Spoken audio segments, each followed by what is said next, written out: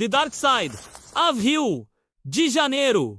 Rio de Janeiro. The sun was setting, painting the sky over Sugarloaf Mountain in shades of orange and purple. I thought, what better time for a walk? I'd heard about the Lapa Steps, the famous Escadaria Celeron, and decided to see them at dusk.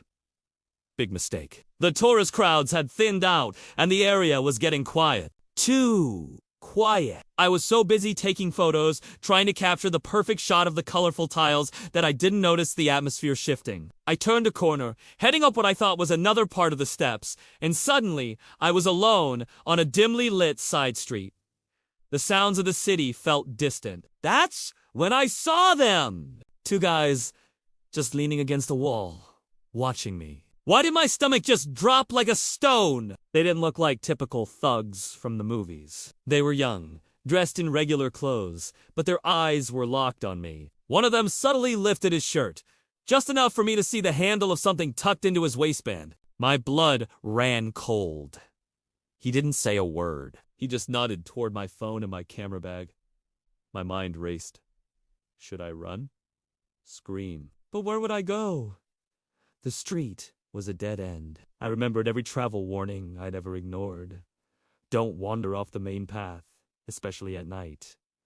Don't flash your valuables. I was a walking billboard for tourists. The silence was deafening. What's the price of a wrong turn here? He took a step forward. No aggression. Just calm, menacing purpose. The other guy stayed put, blocking my only way back. There was no negotiation. I knew I had to comply. Fighting back wasn't an option. This wasn't a movie, it was my life. My hands were shaking so much I could barely unclip my camera bag. I handed it over, along with my phone. He took them without a word, then gestured with his head for me to turn around and walk away. I didn't need to be told twice. I walked, not ran, back toward the main steps, my heart pounding in my ears. I didn't dare look back. When I finally reached the brightly lit area where a few people were still lingering, I almost collapsed. They were gone. The phone, the camera, the memories. All gone in less than a minute. I learned a brutal lesson that night. In some places, the postcard view is just a thin veneer over a harsh reality.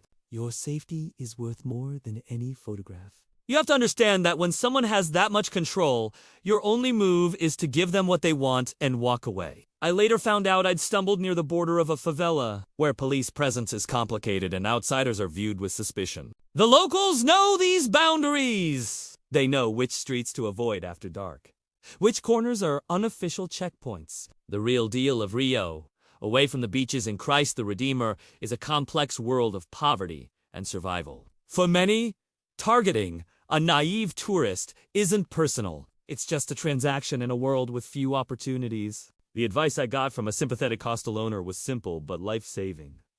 Never walk alone at night, even for a block. Stick to crowded, well-lit areas. And, if confronted, give them everything. Your things can be replaced. You can't.